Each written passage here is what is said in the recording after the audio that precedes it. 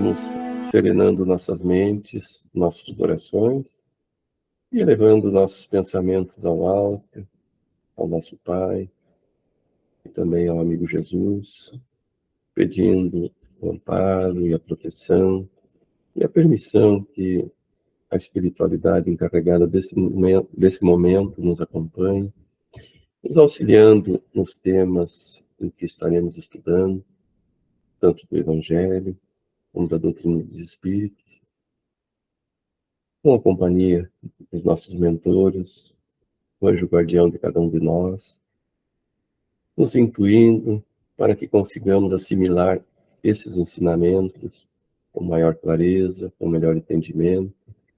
Também pedimos por aqueles irmãos nossos que não puderam comparecer ao encontro, que também sejam agraciados com esses bálsamos que serão espargidos com certeza sobre todos nós, esses bálsamos de muita paz, de muita harmonia, e que todos nós, encarnados e encarnados, consigamos sair daqui um pouquinho melhores do que quando chegamos, mas que também consigamos colocar, mesmo que palidamente, em prática, esses ensinamentos adquiridos, estudados na noite de hoje, no meio em que vivemos, nossos familiares, nossos amigos, nossos colegas de trabalho, vizinhos, enfim, todos aqueles que conosco convivem, e que possamos demonstrar nossa mudança, nossa autorreforma, com atitudes, muito mais do que com palavras. E assim seja. Muito bem, pessoal. Eu vou colocar na tela, então, a nossa... Eu estou um pouquinho de pigarro, acho que está começando a querer uma gripezinha me fazer companhia. Então, eu vou colocar na tela.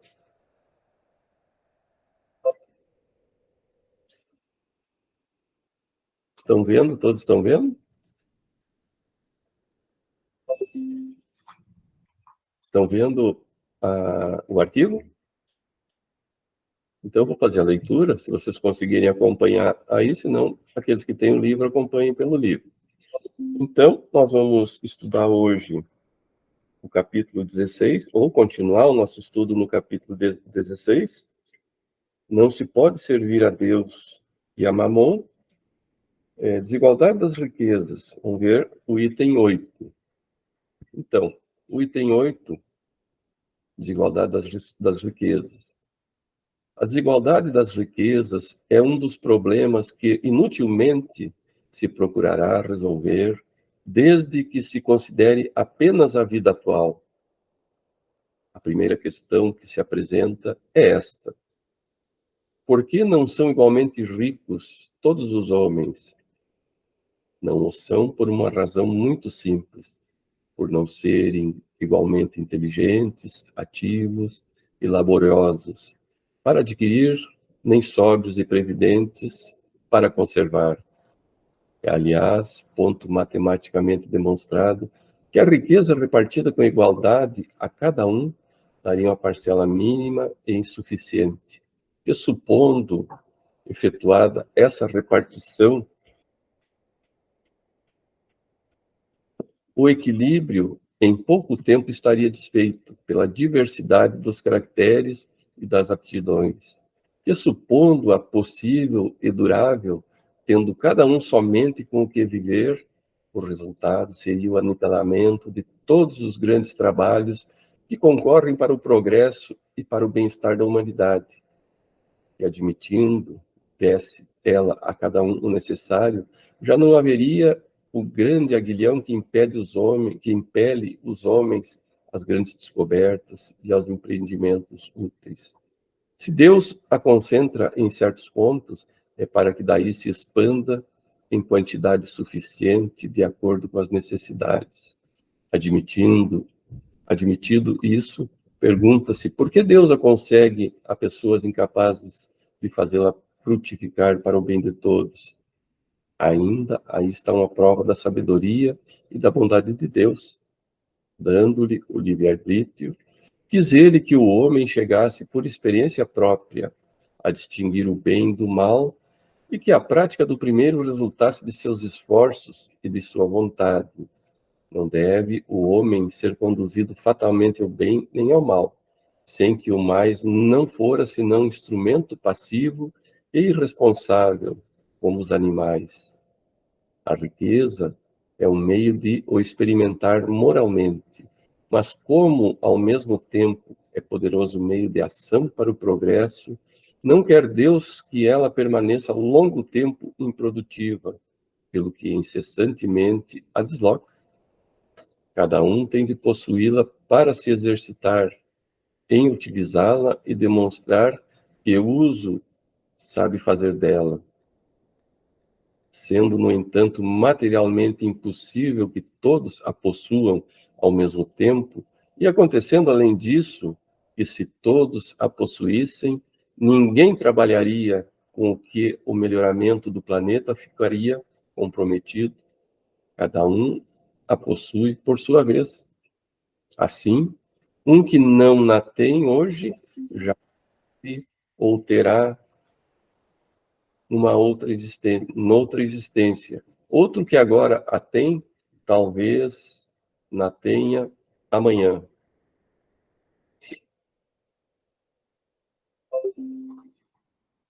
Há ricos e pobres, porque sendo Deus justo, como é, a cada um prescreve trabalhar a seu turno.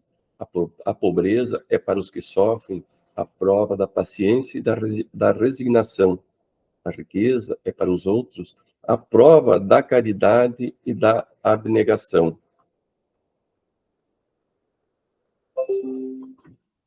Deplora-se, com razão, o péssimo uso que alguns fazem das suas riquezas, as ignóbeis paixões que a cobiça provoca, e pergunta-se: Deus será justo, dando-as a tais criaturas? É exato que se o homem só tivesse uma única existência, nada justificaria semelhante repartição dos bens da terra. Se, entretanto, não tivermos em vista apenas a vida atual, e, ao contrário, considerarmos o conjunto das existências, veremos que tudo se equilibra. Parece, pois, o pobre de espírito, assim para acusar a providência, como para invejar os ricos, e estes para se glorificarem do que possuem. Se abusam, não será com decretos ou leis suntuárias que se remediará o mal. As leis podem, de momento, mudar o exterior, mas não lograr mudar o coração. Não logram mudar o coração. Daí vem serem elas de duração efêmera e quase sempre seguidas de uma reação mais desenfreada. A origem do mal reside no egoísmo e no orgulho. Os abusos de toda espécie cessarão quando os homens se regerem pela lei da caridade. Então, essa foi a leitura do nosso tema hoje do Evangelho, as riquezas, né? A desigualdade das riquezas. Então, a gente vendo por essa leitura do Evangelho, né, capítulo 16, e Kardec, ele apresenta, assim, claro que trazido pelos espíritos, belas ideias em torno dessa desigualdade, né, dessas riquezas. Ele nos traz, assim, três causas fundamentais para esse fenômeno, que é um fenômeno social, né, e também lamentável. Na maioria das vezes, essa prova da riqueza, essa distribuição das riquezas, né, porque o homem, ele, pela sua ignorância, ainda pelo seu atraso moral, ainda faz mau uso delas, né? Então, a primeira delas, assim, dessas três causas, a primeira delas se encontra nas próprias diferenças que existem entre os indivíduos, entre as pessoas. Nós vamos ver, por exemplo, na parábola dos talentos, né? Ali já nos mostra a diferença dos três, que o Senhor deixou o dinheiro, né? Cada um fez uso de uma forma e receberam de formas diferentes, né, o seu ganho. Então, nem todos Nem todos nós temos a mesma inteligência, né? Nem todos somos ativos, nem todos trabalhamos com fervor para adquirir, né? E nem sóbrios e previdentes para conservar. Isso é o mais importante. Adquirirmos, conservarmos isso que adquirimos e também distribuir essa riqueza de uma forma com que não humilhemos e que também consigamos. O rico ele não tem a sua riqueza para dar aos pobres, mas para proporcionar a esse menos aquinhoado ganhar de forma justa, de forma correta, né? Então Kardec ainda acrescenta que toda a riqueza da terra, né, no Evangelho, se fosse dividida igualmente entre todas as pessoas, esse equilíbrio estaria desfeito, né, em pouco tempo, pela diversidade desses caracteres e aptidões nossas, né, seres humanos. Imaginem assim, eu até estava lembrando, enquanto eu estava lendo o Evangelho, quando estava estudando ele ontem e hoje, nós vemos assim as pessoas que ganham na loteria. Até um dia já, não é agora, faz tempo, eu já estava lendo assim, as pessoas, quantos ganharam milhões e em pouco tempo se perderam, acabaram pobres novamente. É o que enterrou o dinheiro, né? O talento que o mestre deixou para ele.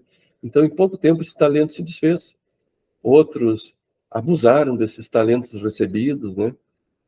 Com festas e, enfim, com coisas que quando não tinha dinheiro, faríamos, eu digo faríamos, eu também não sei se não faria tudo que essas pessoas fizeram, porque nós só podemos falar algo quando nós estamos nessa situação, não é?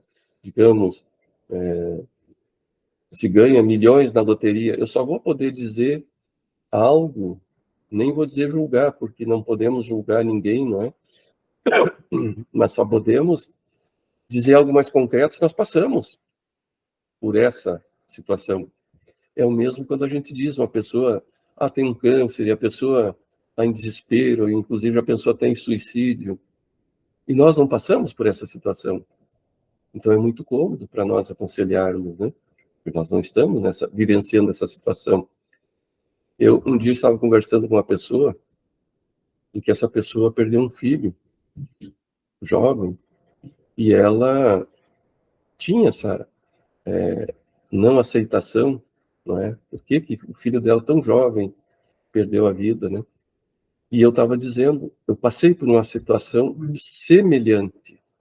A minha filha mais velha sofreu um acidente, caiu, bateu a cabeça no cordão da calçada, ficou 6 dias em coma, e os diagnósticos eram assim: se ela não desencarnar, na época o médico disse se ela não morrer, eu também não era espírita ainda na época, isso faz mais de 30 anos, hoje minha filha tem 39, ela deveria ter 9 anos, eu acho, 10 anos, não lembro bem. Então, ela esteve em coma, só respirava através do aparelho ligado em sondas totalmente. E eu entrava na UTI vendo a minha filhinha, 9 aninhos, magrinha, com um ferimento no olho muito grave, ela bateu o olho também, então ele ficou todo preto, assim. E aquilo me dava uma dor muito grande, e eu pensava, se eu perder minha filha, como vai ser, né?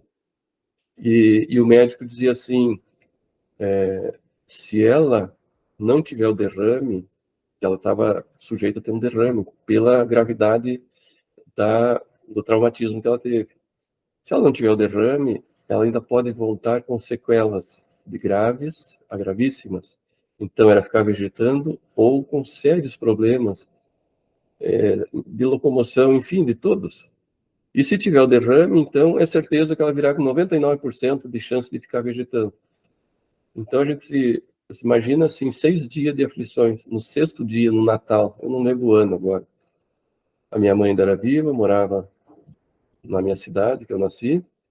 E eu disse, então, para minha ex-mulher, nós já éramos separados, que eu ia ficar com a minha mãe e meus irmãos, que eu arrumei uma licença de 16 dias, eu estava dormindo no hospital, no sofá, já umas 6 noites, e eu estava cansado, eu disse, é Natal, não vai ser de alegria, mas eu vou me reunir com a minha mãe e com meus irmãos. 11 horas da manhã, a gente estava reunido, um telefonema que eu não gostaria de ter recebido, que deu o derrame na minha filha. Então, quando deu aquele derrame, assim, foi uma aflição muito grande, porque eu sabia o que iria acontecer. Mas, na época eu era católico e sempre tive fé em Deus, é claro. Então, minha mãe, minhas irmãs, todos nós católicos, então promessas e velas, enfim, tudo naquela época a gente fez para minha filha, no mínimo, sobreviver. Então, eu corri para o hospital, a minha filha ficou numa cirurgia das 11 às 2 da tarde, foi feita, abriram a cabecinha dela, foi feita a cauterização da veia, o médico me chamou, e era um local muito de difícil acesso atrás do olho, então foi bem complicada essa cirurgia. E ele só me disse assim: eu já te falei tudo que pode acontecer, agora é só aguardar a volta dela. Ela está na recuperação, e quando ela voltar da anestesia, nós vamos saber a gravidade das sequelas. Então, a primeira fase, que seria a morte, né? Naquele tempo a gente falava em morte, desencarne é nós espíritas agora. Então, a morte tinha aparentemente sido superada, mas as sequelas gravíssimas, que seria, se ela tivesse tido derrame, ficaria.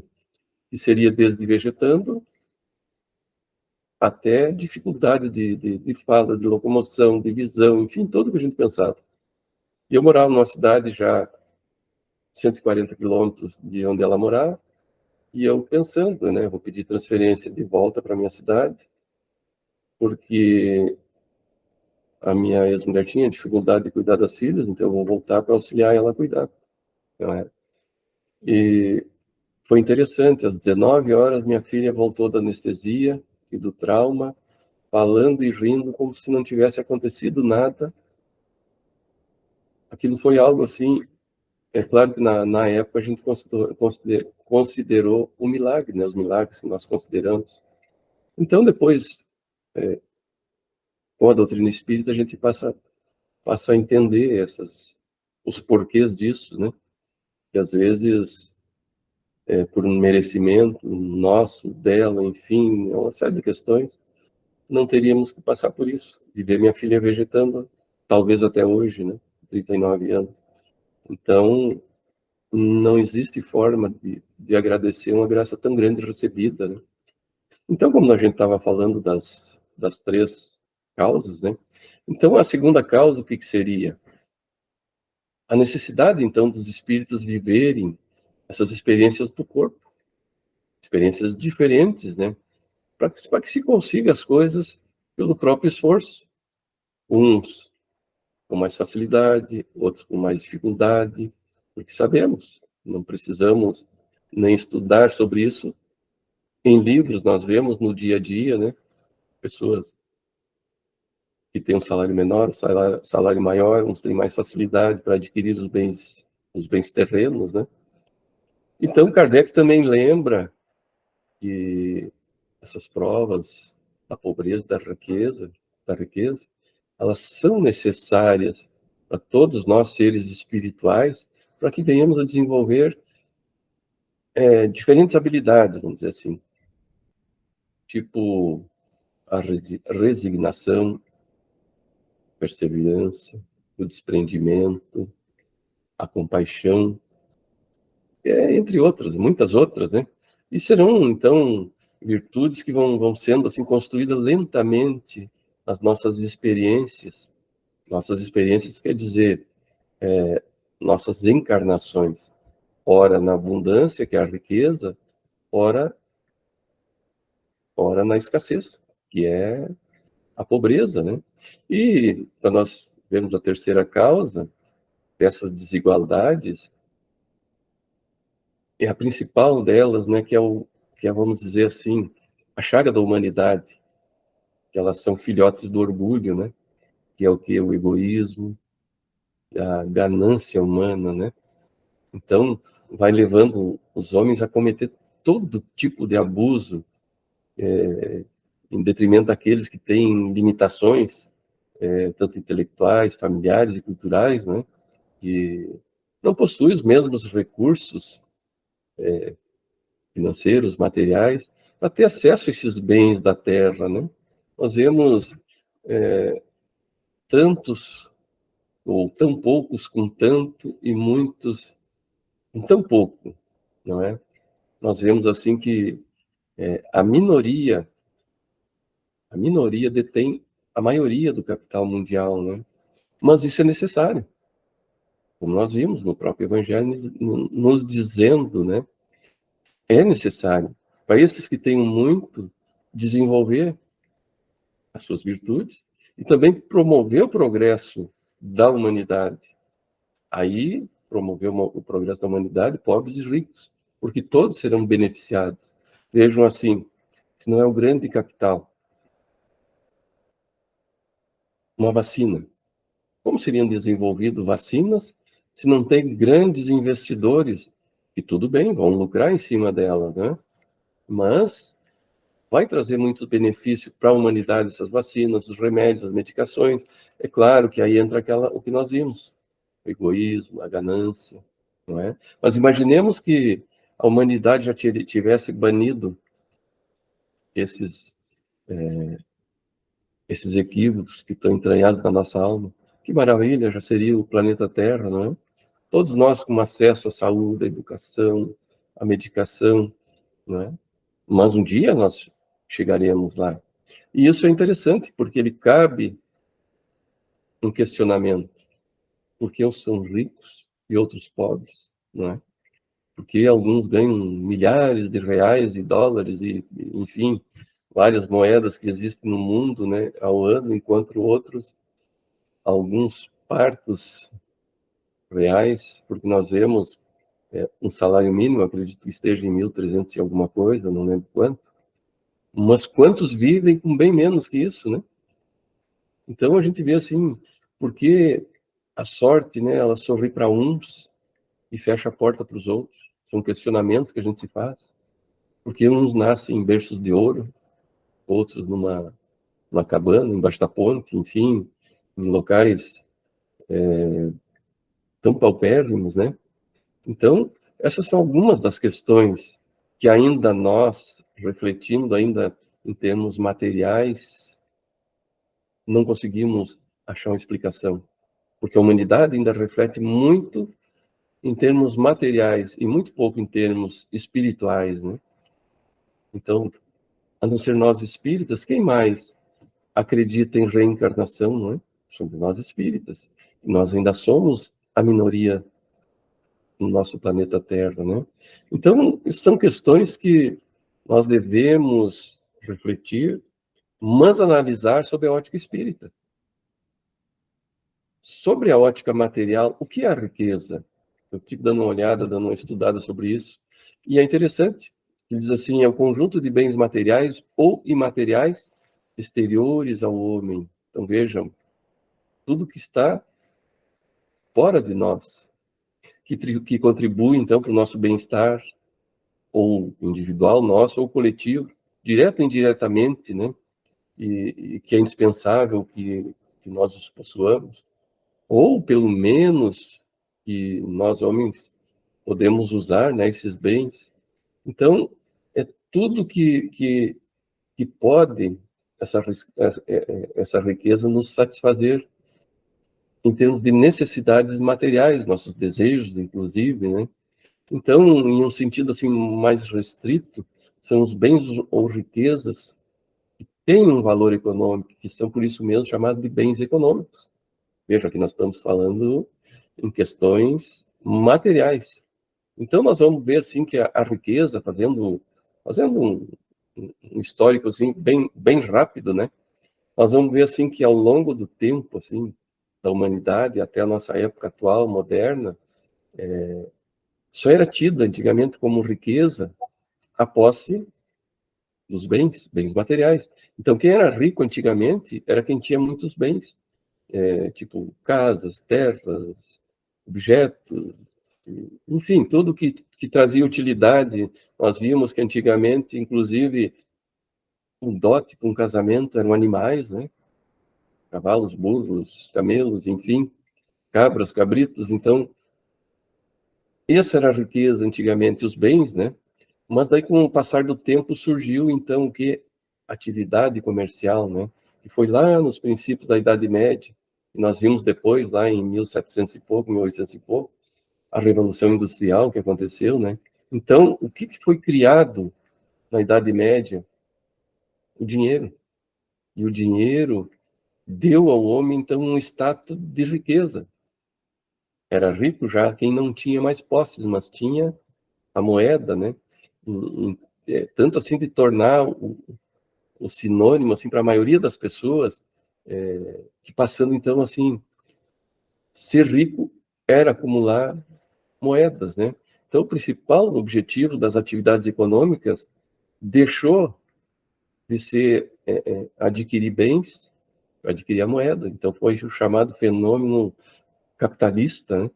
Então esse dinheiro ganhou eles chamam de uma autonomia de movimento. E eles dizem assim que produziu uma espécie de mais-valia. Então, já ouviram falar no tal da mais-valia? O que é a mais-valia? Segundo, fui pesquisar lá na enciclopédia, que eu também não sabia, né? Então, a mais-valia é a diferença entre o valor do salário pago a alguém e o valor produzido por esse trabalho. Então, vejam assim, vamos colocar aqui o salário mínimo. Eu ganho 1.300. Mas o que eu produzi nesse mês, quanto valeu esse meu produto que eu produzi? Né? 200 mil, 300 mil? Então, essa diferença fica com aquele que detém o capital. Então, enriqueceu esse que está de posse desse capital. Isso é o capitalismo, né? Então, os antigos economistas chamavam assim de distribuição de riqueza. E hoje, os cultuadores da ciência moderna chamam distribuição de rendimentos, né? Então, eu lembro que eu trabalhei numa empresa que depois privatizou, e nós tínhamos essa distribuição de rendimentos, conforme se trabalhava, se atingia metas, e se ganhava esse rendimento maior. Então, essa é uma sociedade capitalista. E nós vamos ver, então, lá no comunismo, com Marx, por exemplo, nesse materialismo dele, ele prevê, então, o surgimento do comunismo, segundo ele, né, na mente de Marx, como a perfeita evolução materialista da sociedade, onde não haveria barreira de classes, onde não haveria exploração do homem pelo homem, nem mesmo o poder do Estado, né, das estatais sobre o indivíduo, e em que os recursos produtivos, então, seriam de posse comum. Tudo que fosse produzido seria dividido igualmente a todos os indivíduos daquela sociedade, né, onde a escassez, então, seria superada, escassez de alimento, de capital, enfim, e haveria uma abundância de riqueza material.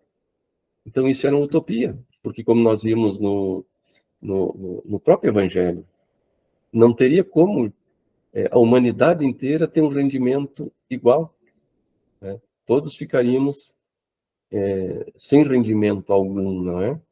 Então, a igualdade de renda ela não existiria, isso é uma utopia de Karl Marx, né? Mas aí cabe um questionamento. Mas será possível essa igualdade? Ela já existiu? E que os espíritos dizem não, porque se nós analisarmos cada um de nós por sermos diferentes, precisamos de níveis diferentes de renda. Nós somos diferentes de intelecto, de moral, enfim. Um exemplo até que é citado, por exemplo, um eremita. Para que serve uma renda para um eremita? De R$ 1 ou de R$ 1 milhão, né, no deserto? Para nada. Será que um gole d'água não tem mais valor do que o dinheiro, né? Nesse caso? Então, as rendas, nos dizem os espíritos, deveriam ser iguais somente se nós, homens, fôssemos todos iguais, semelhantes. Aí sim, mas nós não somos. Nós sabemos que somos muito diferentes. Mas nós sabemos, então, que isso é impossível de acontecer.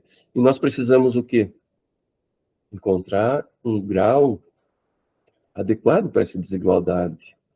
E na medida que nós formos nos afastando, então, desse ideal imaginário, desse grau imaginário de igualdade, em outra direção, vamos dizer assim, no sentido de maior desigualdade, que é o que normalmente acontece, a gente perde a democracia, a fraternidade, interesse, e a responsabilidade de todos por todos, porque nós todos somos responsáveis uns pelos outros, não é?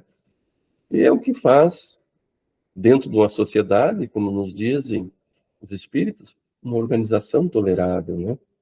Então, de que maneira a doutrina espírita pode nos auxiliar, então, nessa compreensão da desigualdade das riquezas?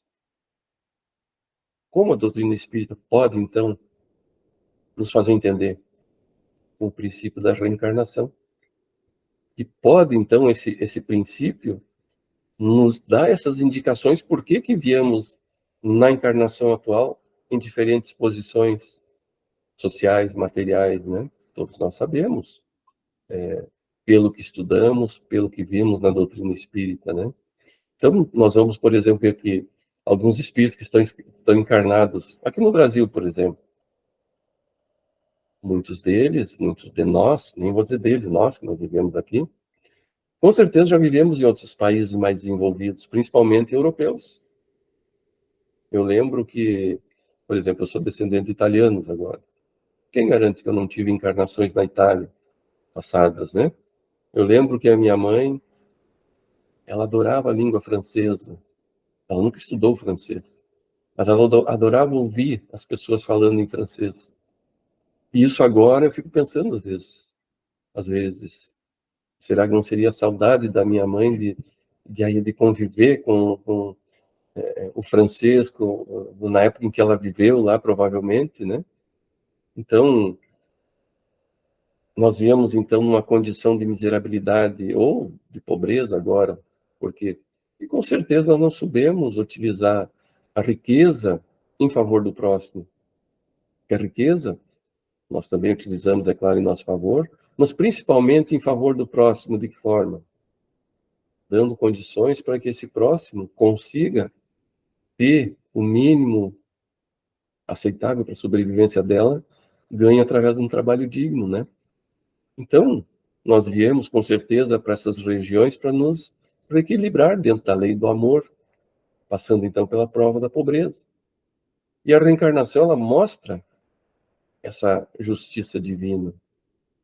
E quanto à riqueza, todos nós passaremos por ela, ou passamos nesta ou em outras vidas, isso é de certeza.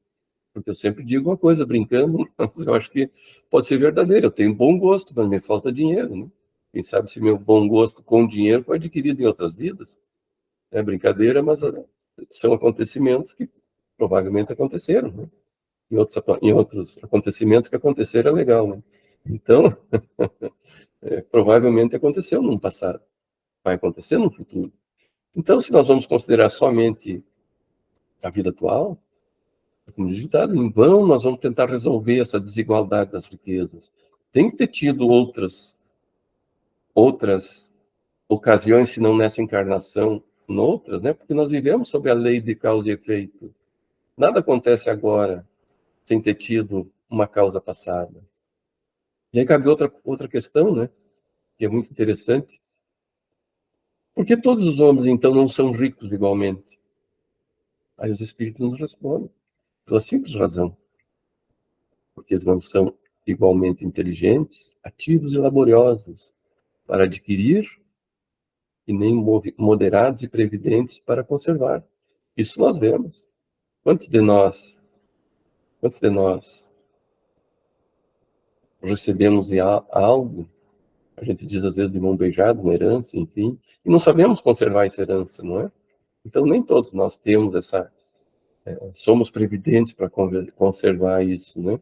E foi demonstrado matematicamente, agora não por espírito, mas pelos homens da ciência, né? Que se a fortuna do mundo fosse igualmente repartida, daria para cada um, como nos disse o Evangelho, uma quantidade insuficiente, né? Para que sobrevivêssemos com tranquilidade. E esse equilíbrio, então, ele seria rompido, né, pela nossa diversidade de caracteres e aptidões. Isso quem nos fala é Kardec. E nós vamos ver lá na questão 815, em que Kardec questiona os espíritos. E ele pergunta: qual dessas duas é a mais perigosa para o homem, a da desgraça ou da riqueza? O que respondem os espíritos? Os espíritos respondem que tanto uma quanto a outra. A miséria provoca lamentação contra a providência, e a riqueza leva a todos os excessos. E é um fato. Quantas vezes nos lamentamos, né, por não ter o dinheiro, as condições de comprar algo, de adquirir algo, ter uma melhor condição de vida, né? E lá na questão 816, Kardec pergunta: se o rico sofre mais tentações, não dispõe também de mais meio para fazer o bem? E o que nos responde os espíritos? Quem se aflige ao ver o triunfo e a prosperidade de muitos homens impiedosos e egoístas, no fundo da mostra de inveja, revolta, ambição e desesperança. É preciso que assim seja. Então, se nós vemos homens e mulheres sem escrúpulo moral, com os valores transitórios do mundo, nós devemos ter compaixão deles, porque estão fazendo mau uso dessas condições que Deus colocou sob a guarda deles, né? Olha a parábola dos talentos de novo. E o Cristo, as palavras do Cristo foram claras: amontoa os tesouros do céu. Isso quer dizer o quê? Que devemos acumular os valores do coração, os valores íntimos, né? O sucesso material ele vai ser sempre efêmero. Ele está na nossa mão hoje e amanhã não estará mais. A beleza física, o poder temporário, a propriedade passageira, a fortuna. Pode ser simples atributos, né, do homem, que o tempo faz com que seja cansativo. E isso é um fato. Quantas vezes nós vemos pessoas famosas que já estão cansadas do assédio dos fãs, né? Aquela beleza, aquela fortuna, os carrões, enfim, e já não conseguem mais sair em paz na rua, gostariam de ser anônimos, poder ir no mercado, comprar alguma coisa sem ser cercado por uma multidão, né? Então, o que nós devemos juntar?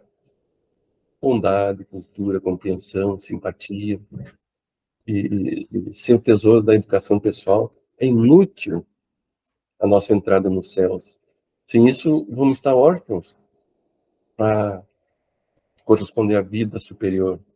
E Chico nos diz, é interessante que o Chico nos diz: cresçamos na virtude e incorporemos a verdadeira sabedoria, porque amanhã será visitado pela mão niveladora da morte e possuirás tão somente qualidades nobres ou aviltantes que houveres instalado em ti mesmo. Então veja, devemos ter muito cuidado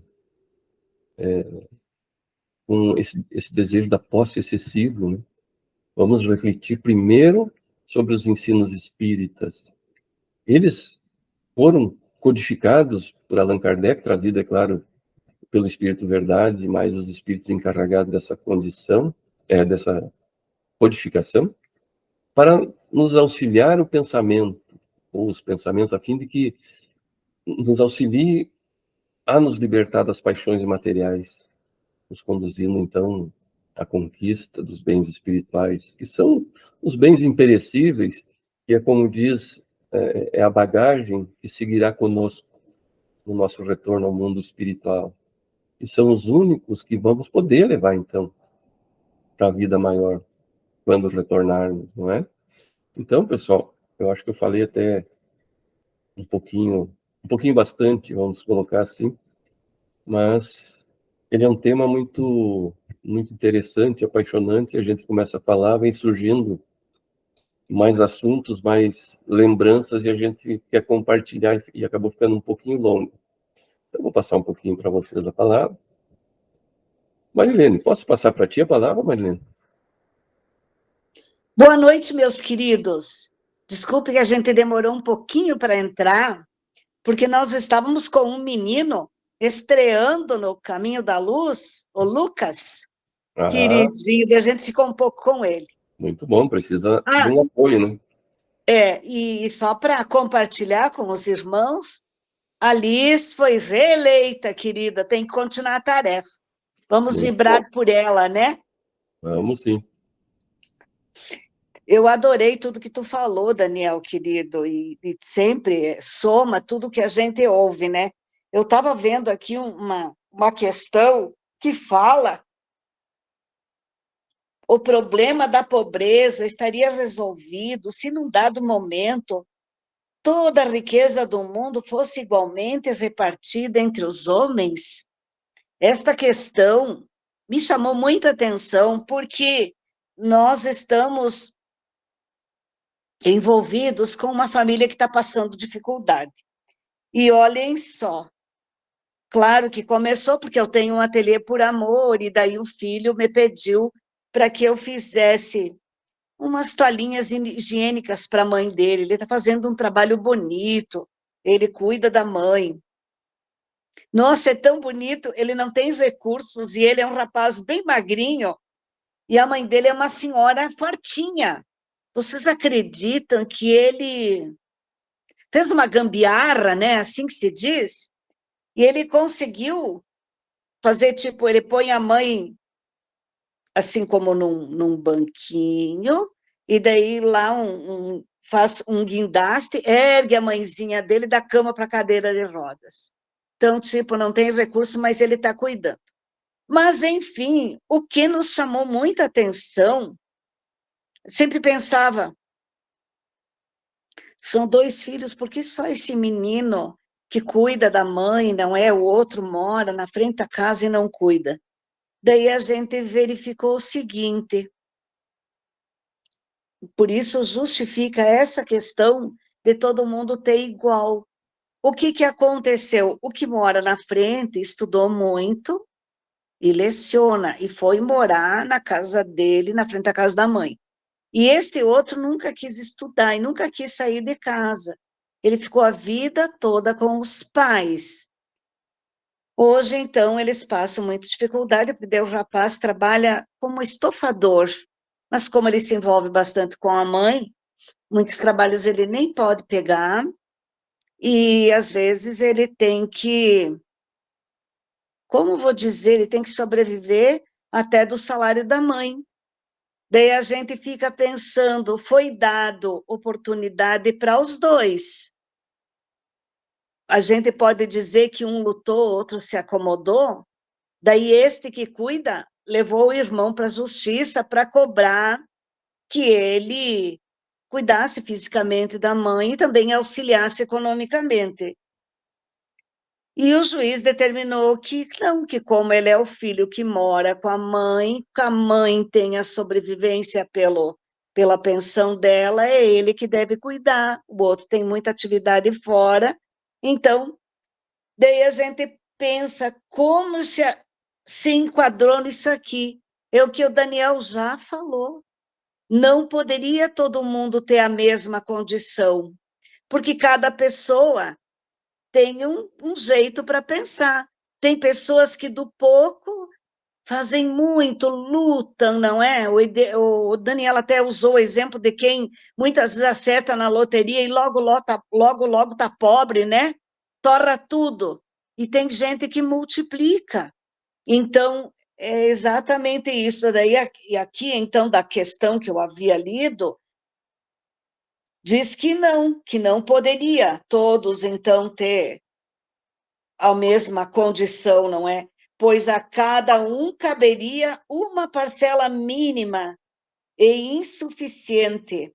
Ademais, esta condição inicial de igualdade logo seria rompida pelas diferenças individuais. O Daniel já falou sobre isso.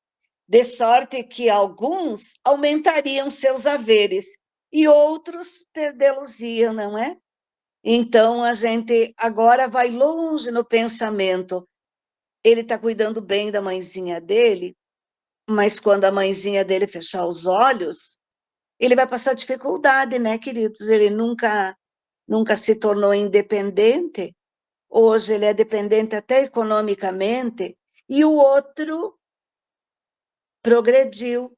Claro que ele está sendo... ele está sendo omisso também com a mãe, né? Mas daí fica muito claro aqui. Ali, então, Deus oportunizou que os 2 filhos tivessem as mesmas condições, mas um se acomodou e o outro lutou. Não está certo que ele abandone os pais, mas é isso.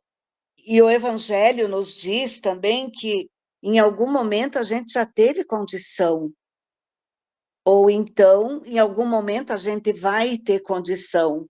Às vezes eu brinco com relação à educação, à minha profissão, eu brinco que eu perdi tudo e não perdi a pose. É brincadeira. Como fui pro a vida toda, então eu não consigo imaginar minha bolsa não ter caneta, não ter coisa para anotar, não ter um livrinho para ler, né? É nesse sentido. Mas a gente pensa quantas vezes a gente vê pessoas tão arrogantes. Que será que foram na vida anterior, né, queridos, e agora estão passando dificuldade, mas não conseguem entender, então continuam com aquele orgulho.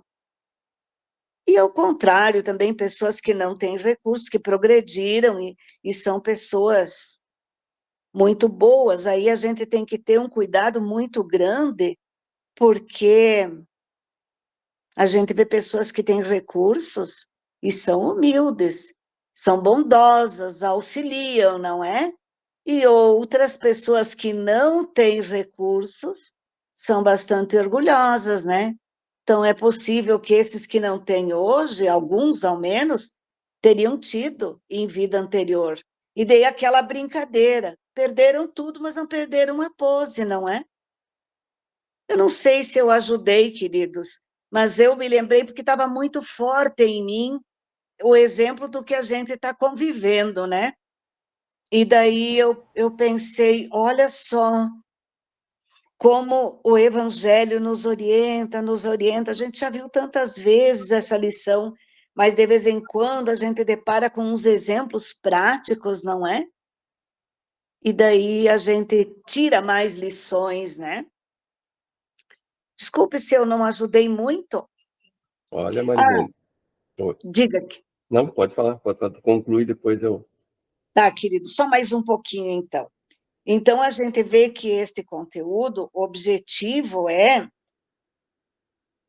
nos instruir que a riqueza é instrumento usado por Deus para induzir a humanidade ao progresso, que também, com outras palavras, o Daniel falou. Se não tem dinheiro, como vai fazer pesquisas, né, queridos? Como vai fazer inventos? Como vai fazer uma vacina, né? Precisa de dinheiro, de recursos. Sendo que a desigualdade de suas distribuições decorre da própria desigualdade de caracteres dos homens e das necessidades destes em relação à sua posse. Também o Daniel já tinha falado. E aí, então, a constatação de que a miséria de hoje é fruto do uso indevido das riquezas de ontem. Não pode ser motivo para diminuir nosso empenho na minoração das agruras dos menos afortunados. Graças a Deus, nós somos privilegiados, não é? Hoje eu falava com um senhor a respeito das chuvaradas que têm acontecido na nossa região, que vocês estão acompanhando, né, queridos? Daí eu comentava, o Edgar tem um primo, o Daniel deve conhecer. O Euclides hoje está com 89 anos. Quem conhece Passo Fundo, a Marilza, por exemplo, que eu sei que conhece, tem ali o CTG Lalau Miranda, e este homem, ele trabalhou muitos anos com a prefeitura, e aquela área próxima ali, foi tudo, como vou dizer, queridos, foi algumas invadidas, outras foram doadas, mas eles não têm escritura. Então, o Euclides, que é o primo do Edgar, ele mora ali assim nossa, querido, 60, 70 anos. E daí tem o primeiro beco passando lá, lá o Miranda, e ele construiu a casinha dele lá na beira do rio, bem na Baixada. E aí, em 2 anos, e nas últimas chuvas, entrou água na casa dele 15 vezes. Vocês acreditam? Então, daí a gente pensa, tem pessoas que perdeu tudo. Ele, por exemplo, tem material, ele contou que uma noite, se não fosse sério e triste, era cômico. Uma noite ele achou estranho, achou que estava com tontura, a cama estava girando um pouco no quarto. Quando ele pousou as pernas para fora da cama, tinha 1 metro de altura de água. Claro, a cama estava boiando, né, querido dele? Mas agora estão resolvendo. Um filho está ajudando ele, daí fizeram umas valas contornando a casa, enfim, agora está escoando, porque dali o Daniel conhece bem esse espaço, vindo da onde tu tinha a casa ali, tudo, desce aquela enxurrada, e desce ali por quê? Do lado, eles construíram uma creche muito bonita da prefeitura. Eles aterraram tudo e construíram no nível da rua. Portanto, o lugar baixo de escoar é realmente o lugar que o Euclides mora. Daí a gente pensa, querido, ele perdeu as coisas, então, não é? Mas, graças a Deus, está tendo ajuda. Mas tem pessoas que, com isso tudo, perderam familiares, né, gente? É muito sério. A gente, graças a Deus, é uns privilegiados. A gente tem muito para agradecer. A oportunidade que a gente teve de se esclarecer, de ter cabeça saudável, né, queridos? De ter onde morar, o que comer. Quanta gratidão a gente deve ter a Deus. E tem pessoas que não tiveram a mesma oportunidade. E isso que nós temos, então, que temos que ter gratidão, não pode nos subir a cabeça, porque não é porque a gente é filho preferido. Claro que a gente lutou, mas temos que ver, sim, quem não teve a mesma oportunidade de esclarecimento, de condição, não é? A gente sempre tem que fazer a nossa parte. E eu acho que aqui o Evangelho nos convoca, Jesus sempre nos orientou, não é? Que nós tínhamos que amar o próximo como a nós mesmos, não é, queridos? Eu penso que enquanto a gente vê alguém sofrendo perto de nós não podemos nos considerar felizes.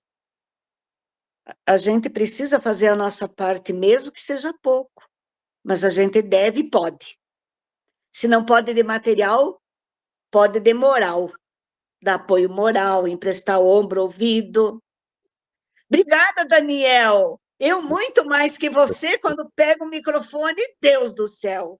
Não, mas obrigado, porque tudo que tu vai falando vai fazendo a gente ir viajando, que, fazendo aquela viagem interior, né? Enquanto tu contava a história do menino, eu estava pensando, né? Na parada dos talentos, ele enterrou o talento que ele ganhou. O irmão multiplicou. Ele também podia ter multiplicado dele, e nessa época agora, que ele ia precisar do retorno, ele não tem, porque ele não investiu os talentos dele, o outro sim.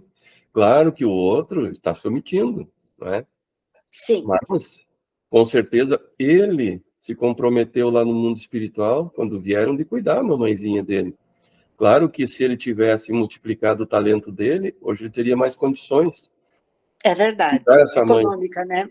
econômica. Então, nesse ponto, ele negligenciou. Né?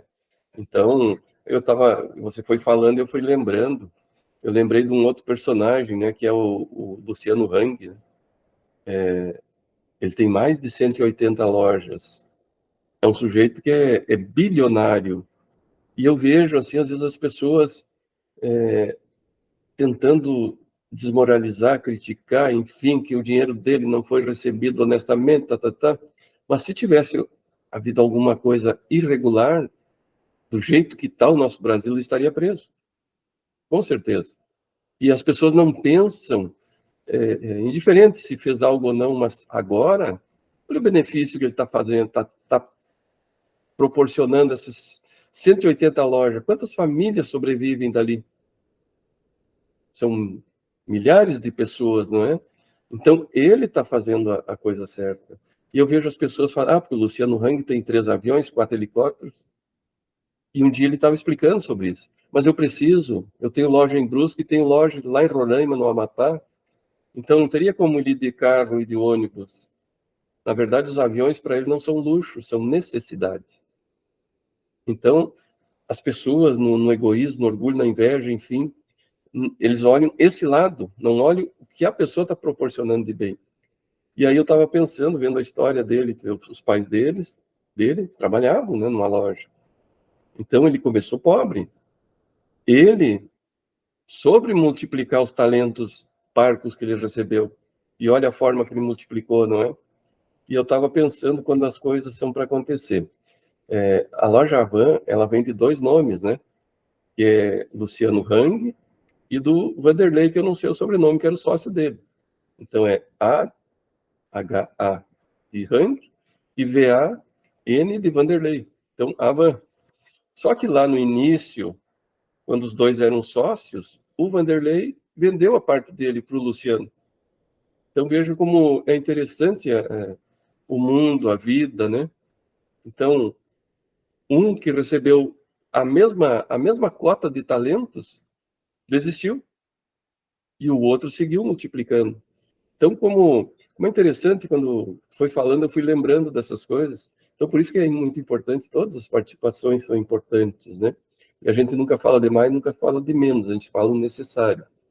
Então, não importa o tempo que ficamos falando, que tudo é absorvido por quem está ouvindo.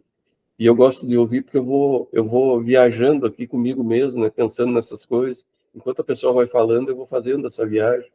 E eu acho muito interessante, acrescenta muito para a gente. Gorete, o que você nos acrescenta, Gorete? Queremos saber agora a tua opinião. Estou ouvindo bastante, Uhum.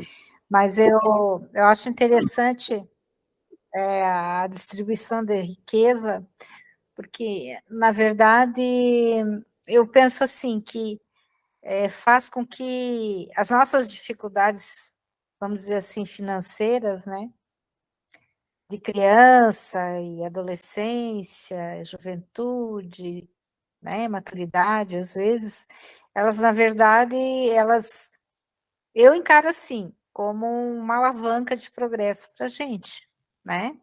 Porque a gente vai precisar lutar muito, lutar para ter condições de sobrevivência, ter para uma assistência de saúde, para educação, para se manter, né? Tudo isso. E a parte intelectual também, né? Que a gente precisa sempre buscar para se melhorar. E tudo isso junto tem que estar junto com a parte moral, né? Para que a gente não se perca e não venha falhar na nossa presente reencarnação, né? Naquilo que foi pautado, vamos dizer assim, para a gente lá na espiritualidade, né? Então eu vejo assim, todos os momentos difíceis, se a gente tiver humildade, tiver uma boa orientação, né? Moral, espiritual, a gente vai conseguindo devagarinho, né? Que tem no Evangelho também, a gente estuda que as duas, a parte intelectiva e a parte moral, a parte material, elas vão, né? Sendo trabalhadas mais ou menos junto, né? De acordo com o merecimento da criatura. E eu acredito muito nisso, né?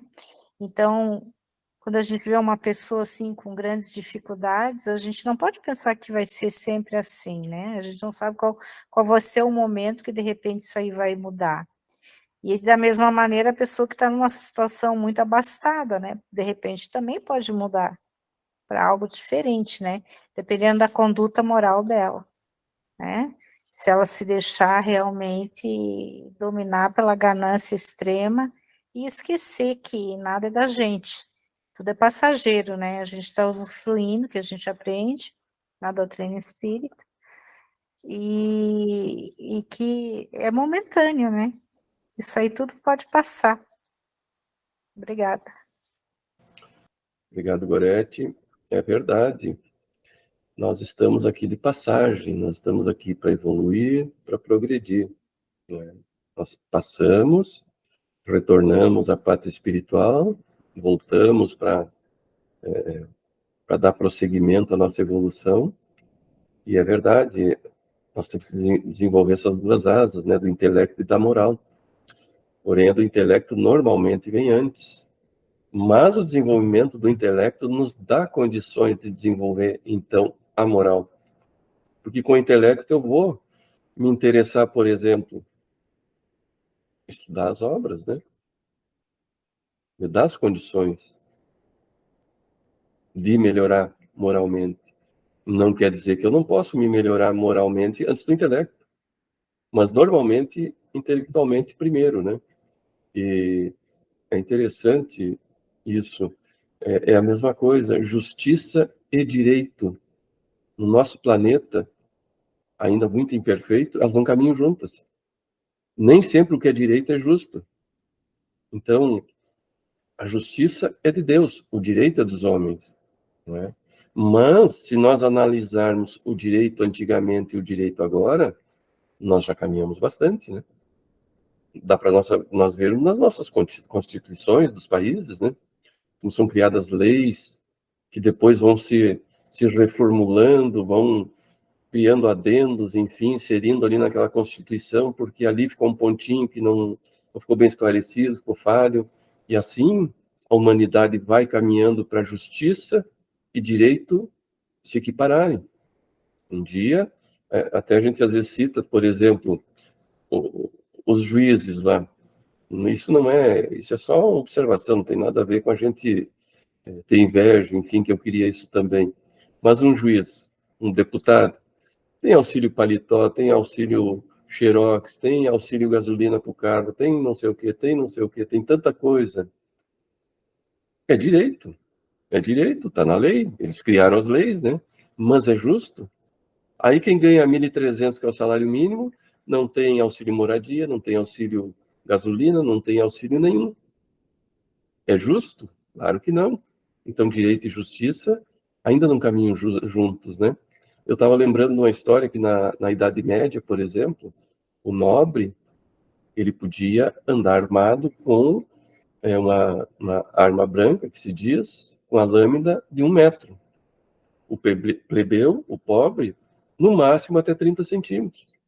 Então, era direito. Mas em termos de defesa era justo? Claro que não. Até 1888 no Brasil ter um escravo, era direito. Mas era justo? Né? Não só a escravidão negra, mas o homem sempre escravizou o homem, né? Uma tribo conquistava a outra, escravizava a tribo vencida, né? Então era direito. Mas a justiça é diferente. Mas um dia elas caminharão juntas. Marilza, eu vou passar para ti, Marilza. Então, fazendo aqui, na questão 816 do Livro dos Espíritos, que o Daniel comentou, a dona Marilene também, tem uma partezinha aqui que diz: a alta posição do homem neste mundo é o ter autoridade sobre os seus semelhantes. São provas tão grandes e tão escorregadias como a desgraça, porque quanto mais rico e poderoso ele é, tanto mais obrigações tem que cumprir e tanto mais abundantes são os meios de que dispõe para fazer o bem e o mal. Deus experimenta o pobre para a resignação e o rico pelo emprego que dá aos seus bens e ao seu poder. A riqueza e o poder fazem nascer todas as paixões que nos prendem à matéria e nos afastam da perfeição espiritual. Por isso que foi que Jesus disse: em verdade vos digo que mais fácil é passar um camelo por um fundo de agulha do que entrar um rico no reino dos céus. 266. Então, ali o Daniel comentando também a questão justiça e direito, né? Como é irreal essas situações, irreal no sentido que eu digo assim, tão diferentes, né? Uma questão de que você tem o poder, que você tem autoridade, que você tem tudo na mão, enquanto o outro não tem nem como se defender, não tem como adquirir. Claro que nós, pelos estudos e tudo, a gente sabe, né? A gente procura entender, ou entende um pouco menos, que são as provas e expiações, né? Mas, e tem pessoas que, ricos, e eu observando, acompanhando várias pessoas que eu conheci, mesmo quando eu estava em São Paulo, e a gente ouve também, são ricos, são pessoas que às vezes não têm noção do que têm. Porém, lá pelas tantas vem uma desgraça, vem outra. E se a gente acompanhar, mesmo dos artistas, né? Quanta coisa. Esse menino agora também, no fato de ter um mês, dois, que eles confundiram ele com um miliciano, né? Confundiram, mataram 3 médicos que estavam no Rio fazendo especialização, uma coisa assim, que confundiram com esse miliciano. Um deles, né? E acabaram matando os outros também. Ou não sei se os 3 ou um tá vivo. Então, assim, vem as provas também, né? Mesmo as pessoas ricas, eu lembro da minha amiga, morando numa casa belíssima, com elevador, com tudo, e de repente ela foi pegar uma madeira do menino e ele saiu pela porta de uma salinha que eles tinham, e nisso ela procura ele, cadê? E sobe, e olha no elevador, e foi para o quarto dela, ele estava boiando na piscina. Levaram Albert Einstein, mandaram buscar médicos dos Estados Unidos e tal, vegetando, né? Eu não, acho que faz uns 2 anos que eu não sei se ele ainda está aqui entre nós, no caso, está encarnado ainda, mas ele tinha 2 aninhos, hoje ele deveria estar com uns 40 e poucos anos. Mas, assim, crescia normal, uma cama, crescia, mas não falava, a alimentação só por sonda,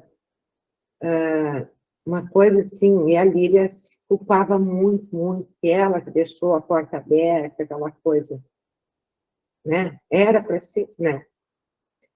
E aí, eles precisavam de enfermeira, de dia, de noite, tá? Aí a filha da empregada dela, ela disse que tem a filha que pode ajudar. E daí a Lília lembrou, disse, não, ela pode vir, sim. Era uma menina que, se tivesse que desmontar um fogão, ela desmontava todo para limpar e tal. E disse que um dia estava mexendo no elevador e tal. E nisso, que essa menina estava lá, o Alexandre, que é o do meio, tinha o Ricardo, o Alexandre, e o menorzinho, que não recordo o nome agora, Rodrigo, que é esse que caiu na piscina, que foi a mesma época, um pouquinho depois da menina da Vanderleia. A menina da Vanderleia desencarnou, né? E ele, daí, ficou vegetando, né? E o Alexandre se apaixonou pela moça. Aí o Turra e a Líria conversaram com a mãe, disseram, a gente vai dar uma casa, a gente vai dar isso, vai dar aquilo, o sobrenome e tal. Mas o Alexandre não tem condições de assumir um casamento. E o Alexandre disse, não, eu quero casar, sim. E um ano depois, estava lá o Felipe correndo pela casa como o Rodrigo, né? Então, nasceu o menino, e hoje vivem muito bem, obrigado, né? Essa moça com o Alexandre. Então, assim, o que eu quis, como diz o Daniel, a gente vai ouvindo as histórias, né? Esse caso da Líria, poderosíssima, e vem isso que... E ali não foi só isso. Ela lidava muito com ouro e coisa assim, ela teve uma das vendedoras dela se mandou, não acharam mais, foi um prejuízo incrível. Se eu não me engano, uma ou duas carretas do Turra acho que é Sadia, não, Sadia, tinham capotado, e a questão do Rodrigo. Então, vieram uma série de coisas, né, de acontecimentos negativos. E o dinheiro? Comprou a paz, comprou... Não. Né? Então, a gente, fazendo esses estudos, como a gente volta para a realidade, o que o Evangelho nos traz, o que o Livro dos Espíritos, né, nos traz. Porque se a gente parar para analisar, meu Deus, no nosso dia a dia, como a Gorete falou, a questão moral, quanta coisa está se vendo aí também, né? Mas é isso a minha colaboração. Tá Obrigado, bom? Marilza. É isso que você estava falando, né? Tem duas coisas, né? A gente vive sob a lei de causa e efeito. E também, muitas vezes, claro que nós já viemos com essa programação, ou não, isso vem para nos alertar, né? Para nos trazer para a realidade, para a vida. Fátima, vou passar para ti agora, então, Fátima, a palavra. Oi. Eu tinha algumas reflexões aqui também, mas tudo, né? E vou tentar te dar um minuto. Desigualdade das riquezas, reflexões.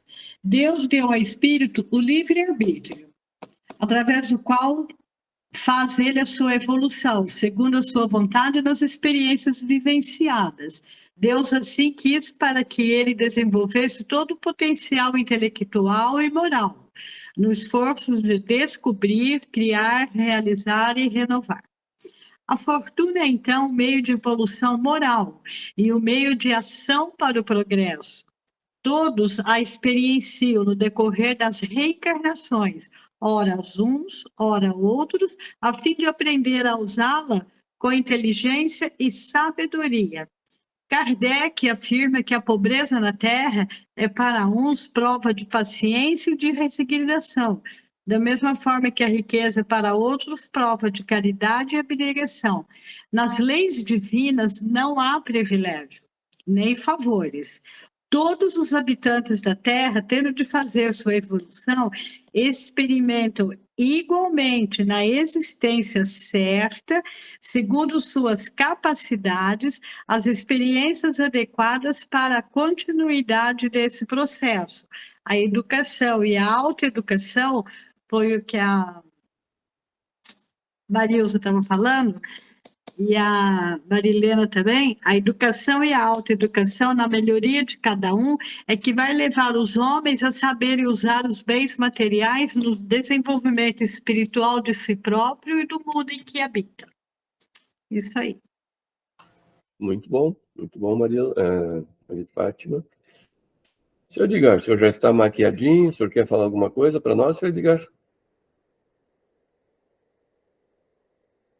Boa noite, pessoal. Eu estava participando da aula distante, por isso que não estava mostrando minha cara, estava sem maquiagem, estava difícil. Mas tudo que vocês falaram foi muito sábio, viu? Muito, muito legal, muito bonito, muito bom, muito bem pensado. É isso aí mesmo, né? Quanto a gente deve aprender ainda, né, Daniel? Quanto a gente precisa aprender ainda para colocar em prática em nossas vidas e aceitar aquilo que nós podemos, aceitar aquilo que não podemos mudar e mudar aquilo que nós podemos mudar. Essa é a lei de todos nós, né? O dia que nós tivermos um pouco de humildade no coração, a gente vai entender essas verdades, né?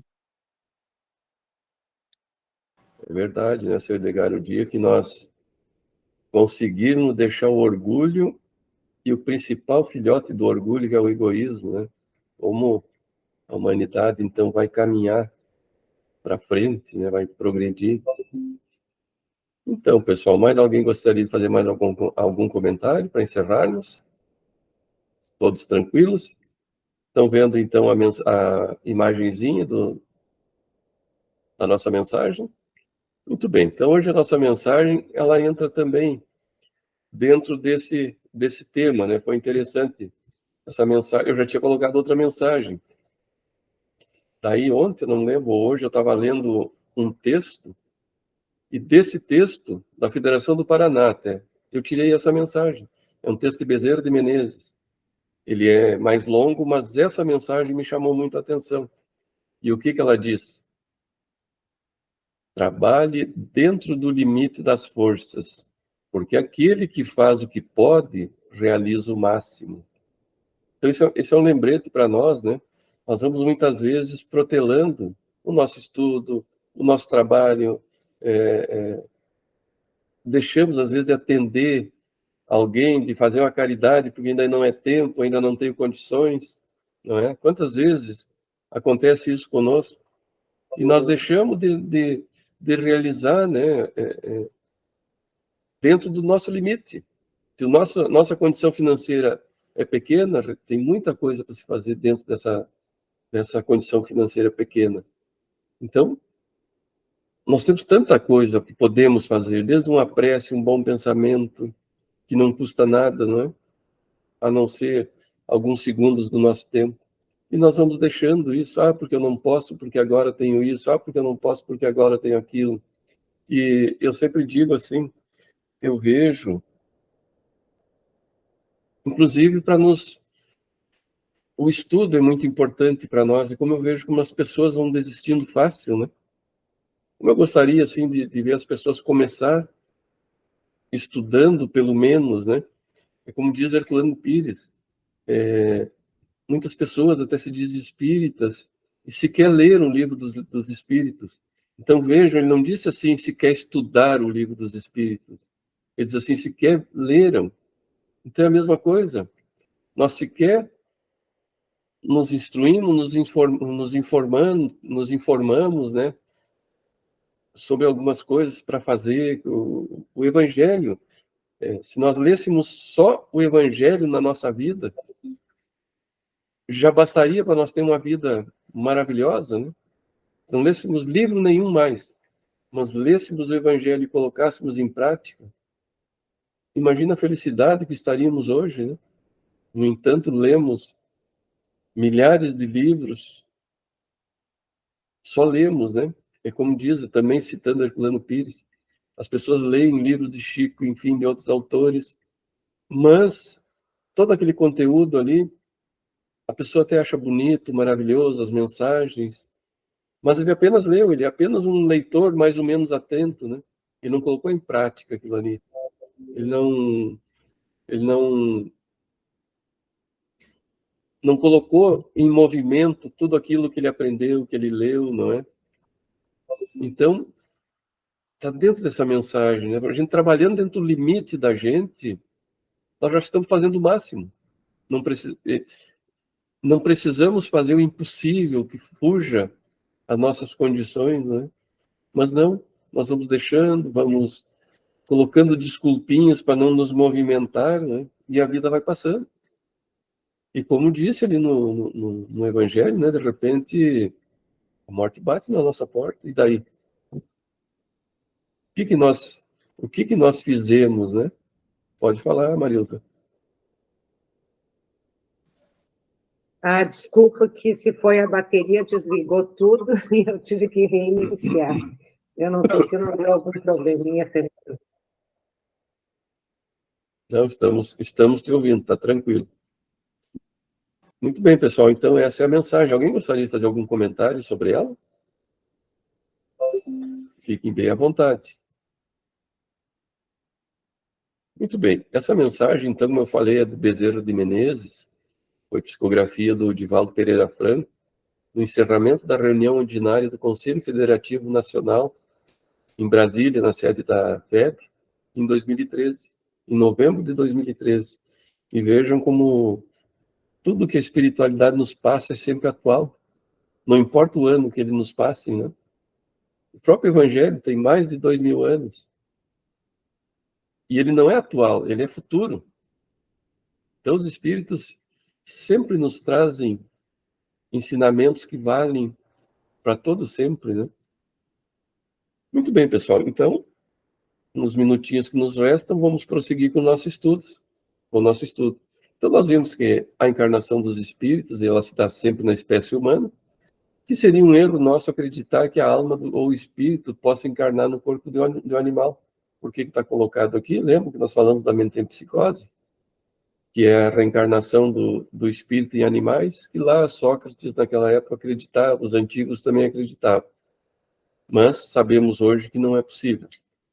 Seguindo, então, nós vamos ver que as diferentes existências corpóreas do espírito são sempre progressivas e nunca regressivas, mas a rapidez do seu progresso depende dos esforços que se faça para chegar à perfeição.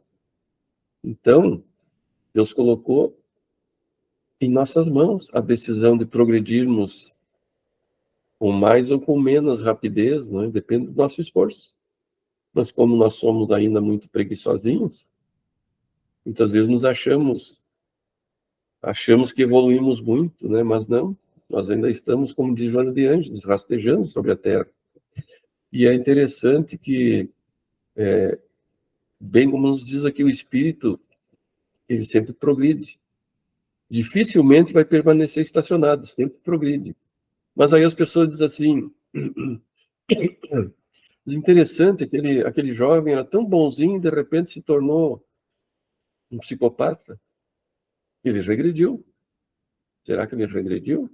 Ou ele já era, mas conseguia manter isso sob controle ou escondido, não é? Então pensemos sobre isso, porque se, como nos diz a doutrina, o espírito não regride, aquele que parecia tão bonzinho que agora não é porque ele nunca foi bonzinho. Às vezes, é muito interessante sobre relacionamentos, né? Ah, o rapaz vê aquela moça linda, maravilhosa, perfeita para ele nos primeiros encontros, é a perfeição, e assim como o rapaz para a moça, né? Mas depois vão se conhecendo, casam, passam os anos. Ah, mas você não era assim. Agora você está fazendo isso, dizendo aquilo. Não, a pessoa sempre foi. Talvez eu não tenha percebido, ou talvez essa pessoa ainda não tenha demonstrado o que realmente é, não é? Então ninguém regride durante a caminhada. Ele progride.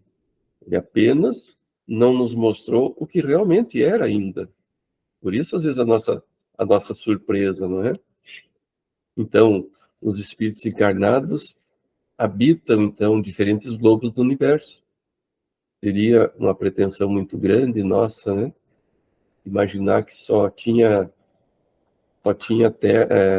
vida na Terra. Tanto que muitos foram queimados na fogueira santa quando disseram que a Terra não era o centro do universo, né? Que tudo não girava em torno da Terra, né? Lembram de Galileu Galilei, né?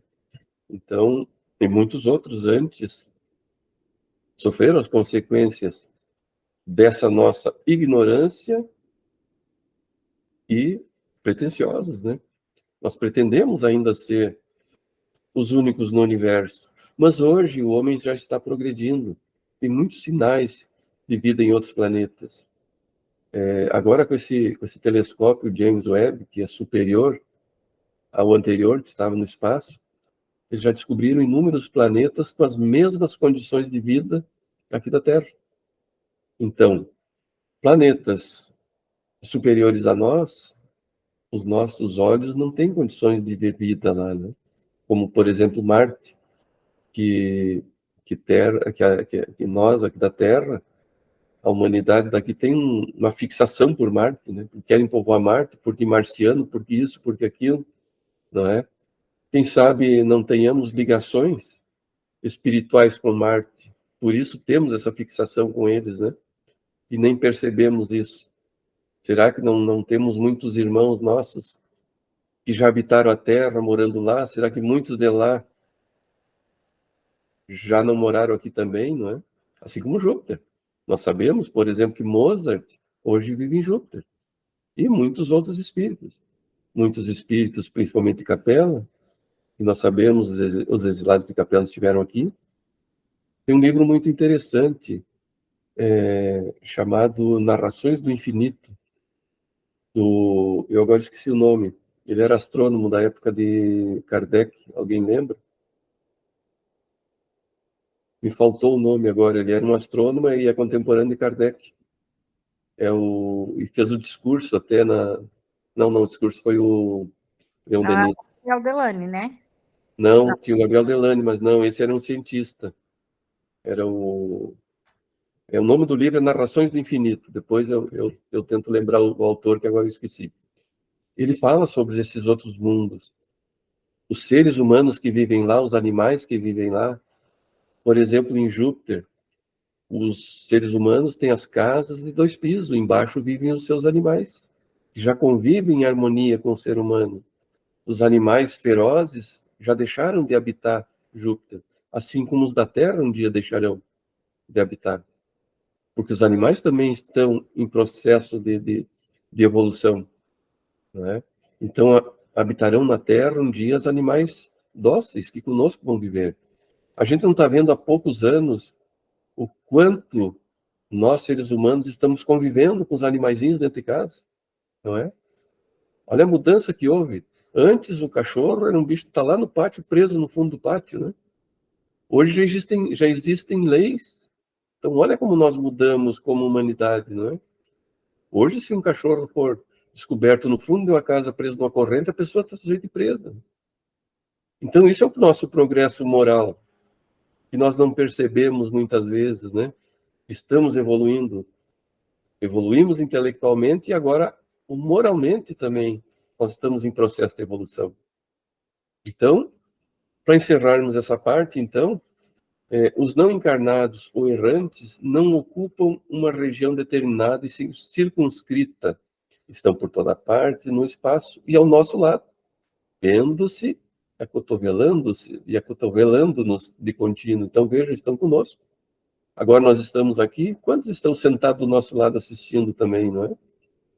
Então, nós nunca estamos só. Quando nós vamos fazer aquela traquinagemzinha sozinho, que ninguém está observando, não nos lembramos que tem uma multidão nos observando e nos incentivando a nos equivocar, não é? E que não nos damos conta. E fazemos aquela traquinagemzinha bem feliz, ninguém viu. Esquecemos que uma multidão viu e ainda se sentiu feliz em ver nos equivocar, muitos inimigos nossos, enquanto os nossos amigos se entristeceram de nos verem nos equivocando. Então, pessoal, estamos chegando ao final do nosso encontro hoje. Alguém gostaria de mais um comentário final? Todos tranquilos para a prova depois, logo mais? Então tá beleza, vamos encerrar então o nosso encontro de hoje. Posso te convidar para fazer a nossa prece final, Gorete? Está valendo ali em cima, pode sim. Então, nós vamos agradecer ao nosso Pai querido, nosso Criador, pelas nossas existências, pelas bênçãos em nossas vidas, por nos mandar o nosso Mestre amado Jesus para nos ensinar os verdadeiros valores eternos, nos dar o exemplo de amor e humildade que todos nós carecemos para nos tornarmos melhores, mais amáveis, mais solícitos, menos rancorosos, buscando compreender aos nossos irmãos, que são nossos familiares, nossos amigos, pessoas que se achegam com os seus problemas, com as suas deficiências, compreendendo que nós, primeiramente, somos os mais necessitados de amparo e de compreensão, porque muitas e muitas vezes também nos enganamos. Mestre amado, abençoe a todos nós, aos irmãos dos estudos, ao nosso dirigente, aos seus familiares, aos nossos familiares, às criaturas que o nosso mentor do grupo, Miramês, permite que se acheguem aos nossos lares, a essa sala de estudo, para que também, como nós, possam ser amparados pela bondade divina, através do esclarecimento e das vibrações de fraternidade e de amor que os espíritos bondosos do mundo maior dirigem a todos nós. Que assim seja.